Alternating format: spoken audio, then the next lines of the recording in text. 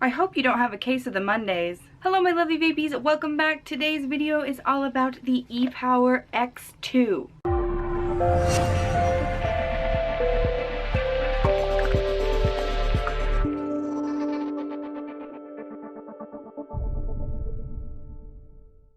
Okay guys, so if you watch my channel for a while, a long time ago I did my first review on the EPOWER version 3, and it was the device that made me put down the MVP of all things. My favorite device was the MVP, and it actually is still, but the EPOWER 3 like won my heart over versus the current MVP that was out. But then, like I said yesterday, the last version of the EPOWER didn't impress me as much as the newer version of the MVP, so I went with the MVP.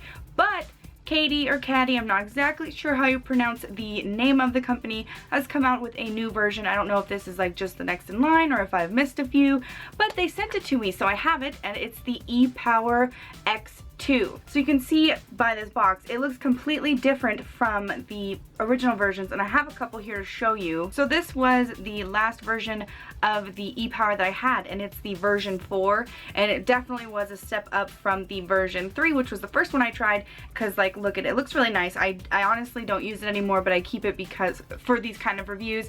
And I gave my EPOWER 2, which I actually got after this one, away to somebody to help them quit smoking. I haven't actually heard back from that person in a long time, but oh well, hopefully it worked for them. And then the EPOWER Mini kind of looks more like the EPOWER 3 mixed with the EPOWER 2 with that plasticky.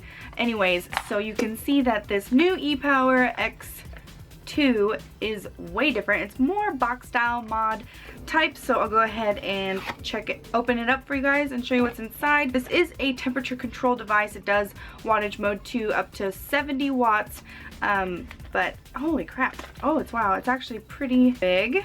It's actually not as thick as I thought it was going to be this way, so it's not like too much bigger than the version 4, but it's definitely smaller, way more handheld, more like all the other mods out there with the fire button, regulatory buttons, LED screen, 510 connection on the top, and oh, so it doesn't come with a battery. You have to get a separate 18650 battery to put in here. But it does also have a charge port on the bottom, so you can charge the battery while it's in the device, but I wouldn't recommend that. I would honestly recommend taking the battery out and charging it with an external battery charger.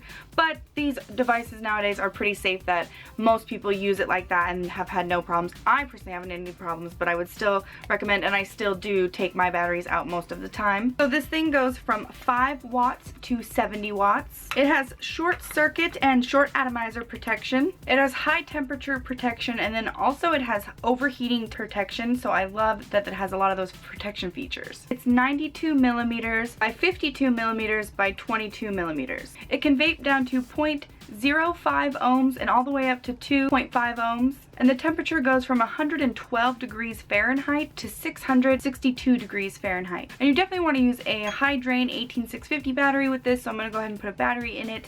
Oh, I'm going to show you also what it comes with. I forgot that most of this stuff comes with extras, but I think this is a pretty simple package. Yep, pretty simple. It comes with a charger, USB style, and a user's manual. So to put the battery in, you have to unscrew this little pin right here from the bottom and put the battery in, and then you have to screw that on back nice and tight in order for the battery to make connection and, you know, start the device. So you push it 5 times within 3 seconds to turn it on. The display screen says welcome, and then it displays the ohms, the voltage, the temperature, the wattage, and the battery life. And also, if you try to fire it without an atomizer on it, the screen will read check atomizer, as most of these devices do. So right now it is in temperature mode, and to switch it into wattage mode, you just hold the up and down arrows for 3 seconds, and then you can set it to whatever wattage you want. So I'll set it to mine. If you hold the up and down arrows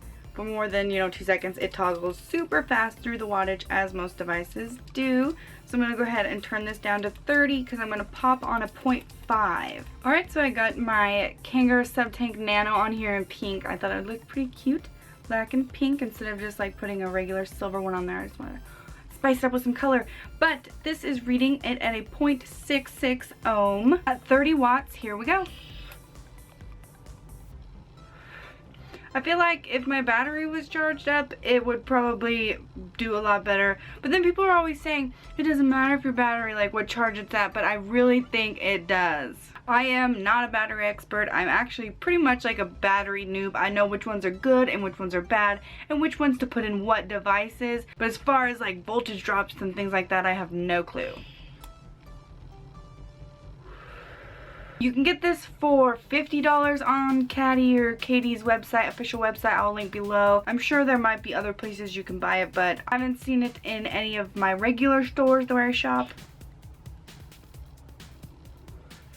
It's actually pretty perfect size. See how it fits? I like it. This is how I would vape it. Just like this. Or maybe like this. Nope, because then I'll hit the regulatory buttons. I would vape it like this. I like it. It's pretty sturdy, and it's actually, this look is really nice and sleek. I like the silver edge all the way around it. This, I've never seen this type of battery connection thing before, and I was kind of like fiddling with it and having a little bit of difficulties just because I'm not used to that. Now I've got it down, but we'll see about that, because unless you screw it on pretty tight and you don't ever want to do anything, you don't ever want to screw anything too tight, but it feels like I can just like press it and spin it. Well, not now because I did it pretty tight, but like if you're not careful, and then your battery connection will be all funky, and you just gotta make sure. This is the first time I've ever seen one like this, so if you know of other devices that have this sort of battery connection screw, let me know down in the comments below. But I like this black with a splash of color look. I think I might put my Eagle One Mini Pink on here because I want this back on my Box Nano. What do you guys think? I really like that for some odd reason. It's vaping great. This is first look review. If you guys want to see a 1 month update, comment below and I can make that video happen. I kind of want to see how it would do after a month just for myself, because I absolutely love the EPOWER version 3. That this new version, I'm kind of like, ooh, what's this all about? And I'm really digging the look.